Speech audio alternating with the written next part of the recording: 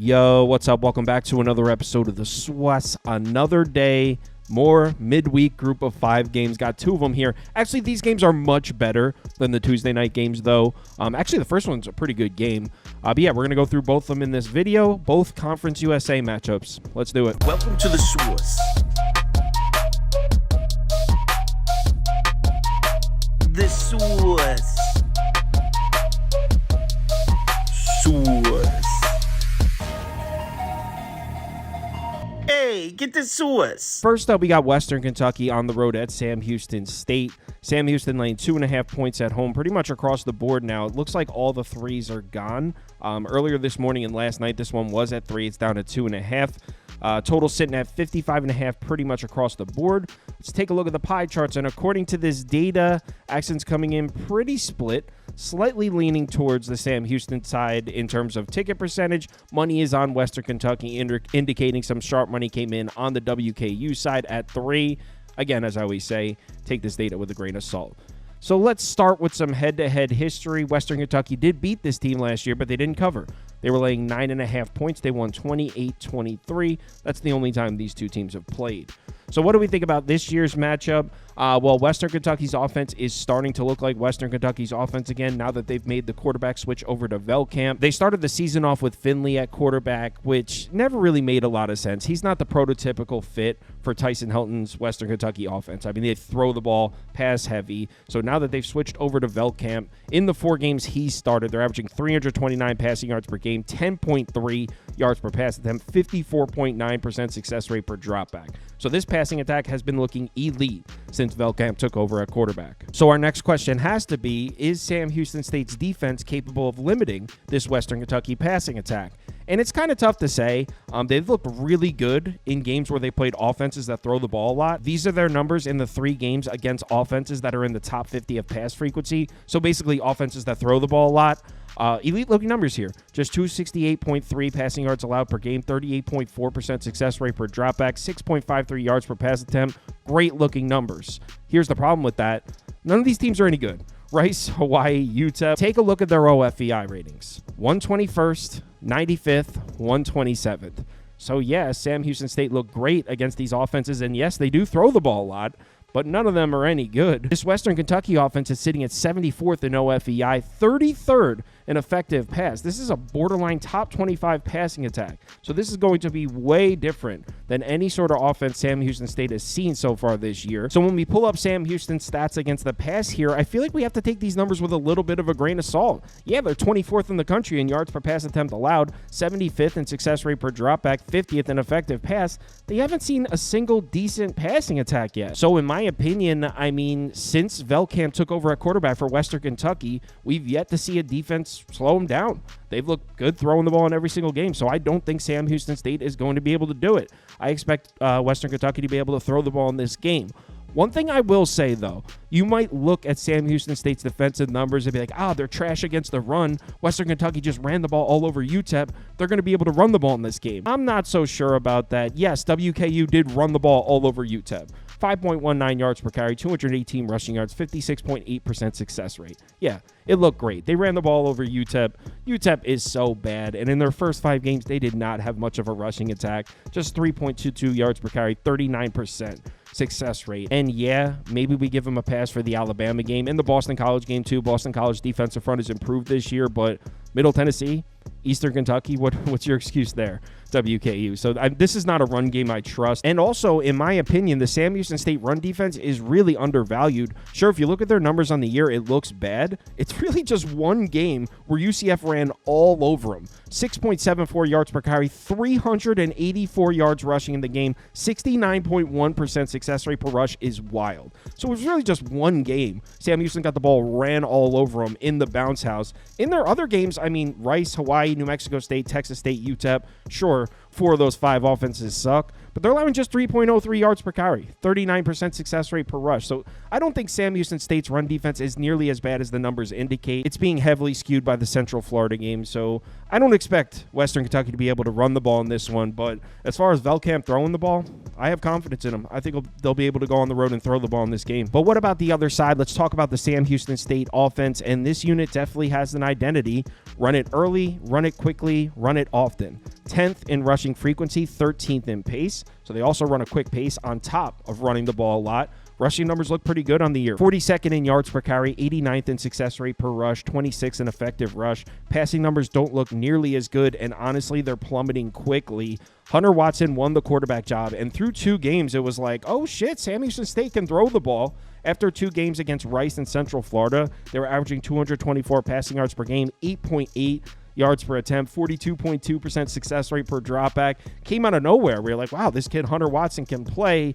Since then, it's been bad.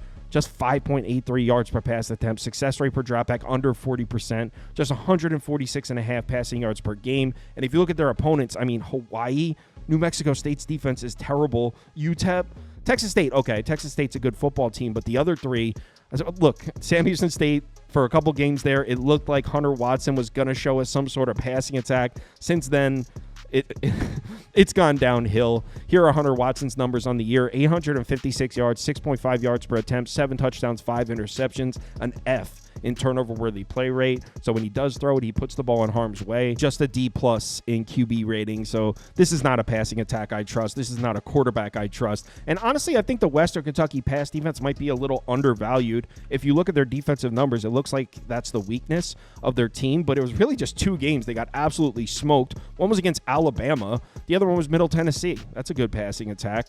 On those 2 games, they allowed 14.75 yards per pass attempt, a success rate per dropback over 64%. They got absolutely smoked through the air in these 2 games, but both of those games were early in the season, and in their last 3 games, they've actually been defending the pass well.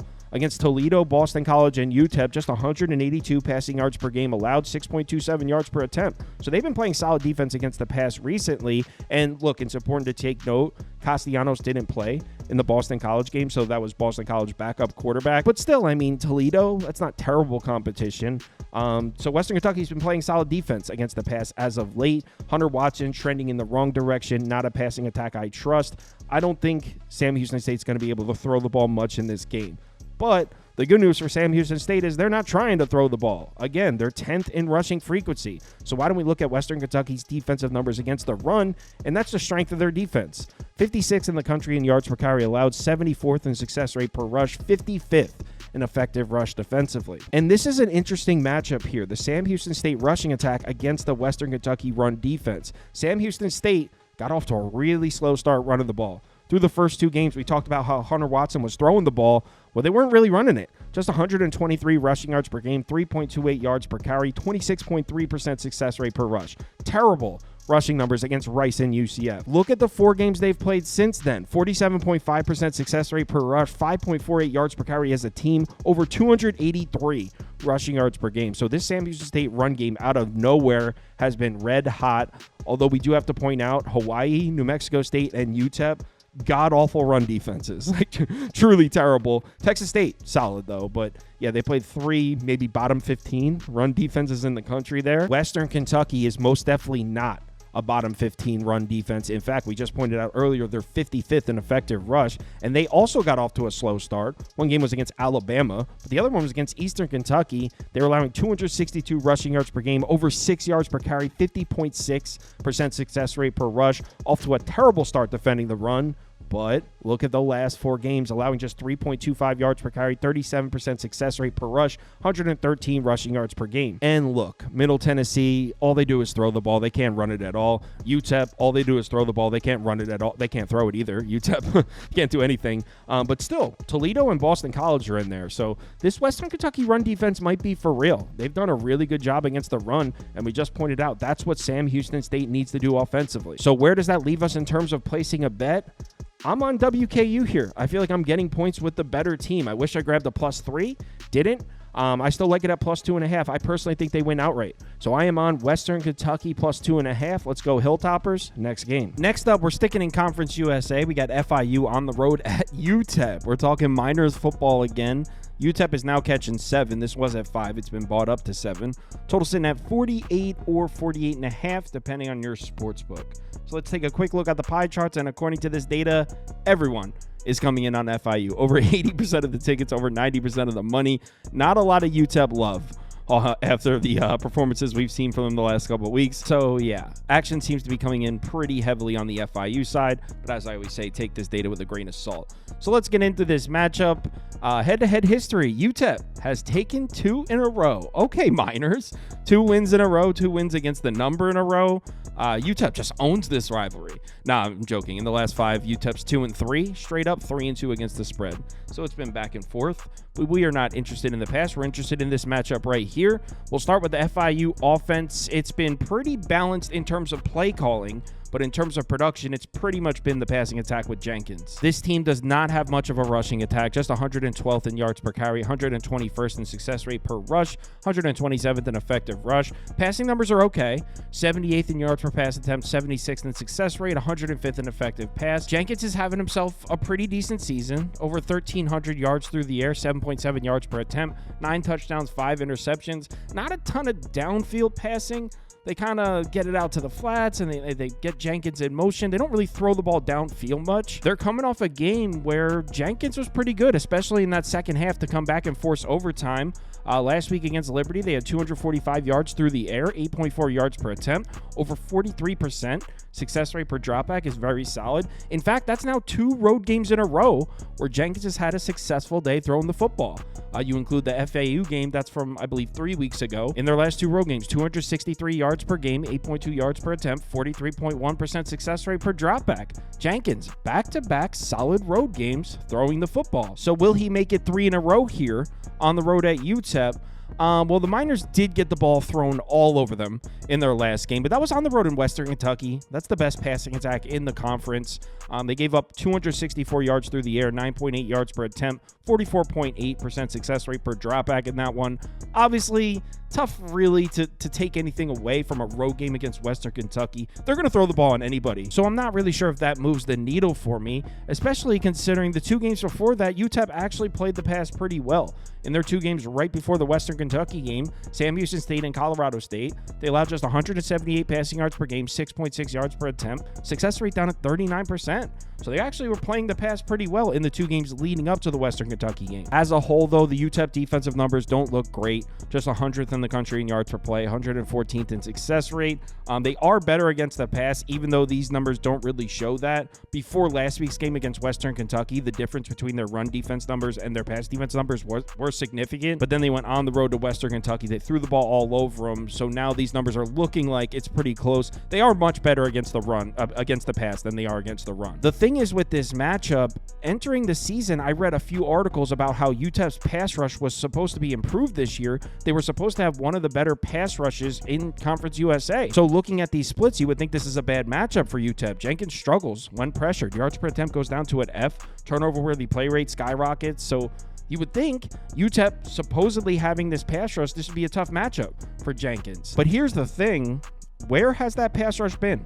2 weeks ago against Sam Houston State, Hunter Watson was pressured on just 16.1%. 16.1% of his dropbacks against this UTEP pass rush. That was the second least in all of college football that week. So they couldn't even generate pressure at all on Sam Houston State. This pass rush is dramatically underperforming. And you know what? Let's give FIU's offensive line some credit. They've done a pretty good job keeping Jenkins protected. He's been pressured on just 29.8% of his dropbacks this year. That's 85th most in college football, pretty middle of the pack. So FIU hasn't been that bad in terms of pass protection. The UTEP pass rush dramatically underperforming. I think he'll be fine. So I think Jenkins should be able to make some plays in the passing game in this one.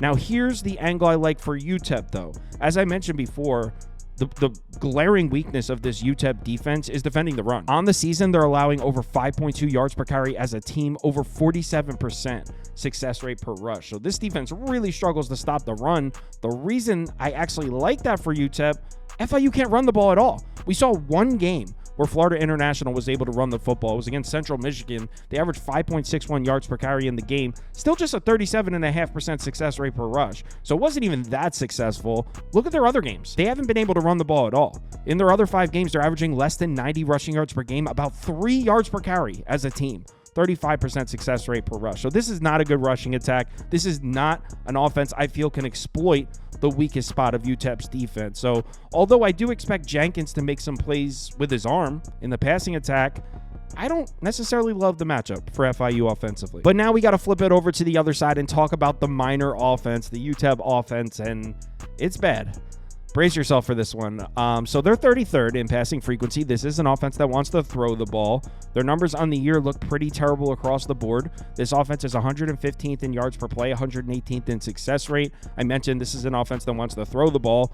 Well, they're certainly not any good at it. They're 111th in yards per pass attempt in the country, 118th in success rate per dropback, 124th in effective pass. They have no run game whatsoever. They're rated 132nd in effective rush, so the 3rd worst rated rushing attack in the entire country. Last week, we saw Cade McConnell start at quarterback, who had won his starting job back.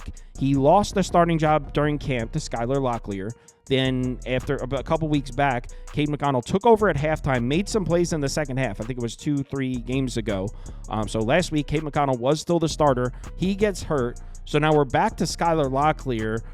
792 yards, 3 touchdowns, 4 interceptions on the season. Now, if you're a UTEP fan, maybe you can say, hey, last week when McConnell got hurt, he came in and actually was somewhat efficient.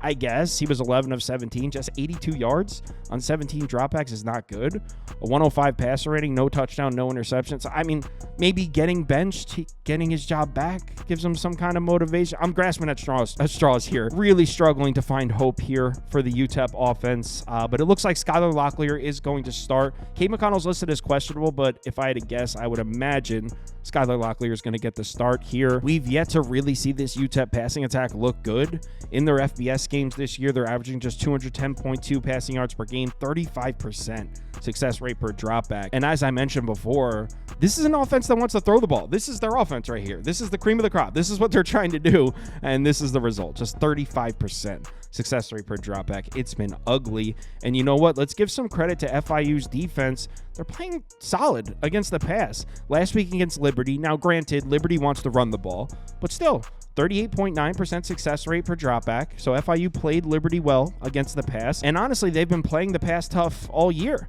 In their first 5 games of the season, they were allowing just 6.14 yards per pass attempt, 42.3% success rate per dropback. Now, obviously, this includes the Monmouth game.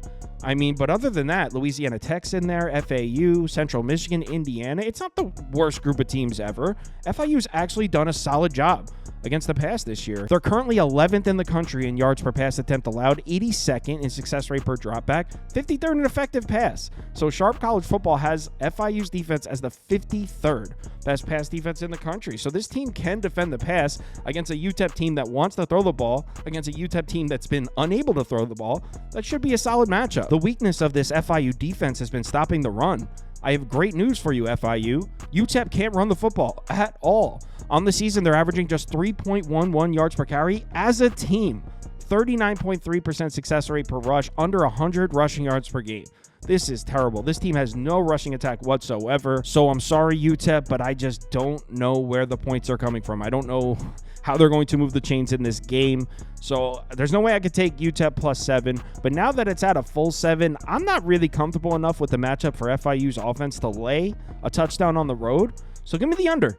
48.5. I kind of like the matchup for both defenses. Obviously, this isn't going to be a huge bet. It's FIU, UTEP, midweek group of 5 game. So please bet responsibly, but I'm going to take the under here. 48.5. Let's do it. If you want to see all the bets I currently have open, head over to KyleKirms.com and click on open bets. You'll see all my bets as well as everyone else on the staff here. Also, if you sign up to Sauce Network Plus, it comes with access to the Discord, and you can participate in the weekly betting league. $150 cash and one of these trophies go to the winner every single week. So if you're interested, head over to the website and sign up. Live show, 4 p.m. Eastern time. We'll go through the playoff baseball games. We'll go through the college football games. Same thing we always do. If you're able to make it, we'd love to see you in the comments. That's at 4 p.m. Eastern time. Let's have ourselves a good one. Hit me up in the Discord if you need me. Please remember to bet responsibly.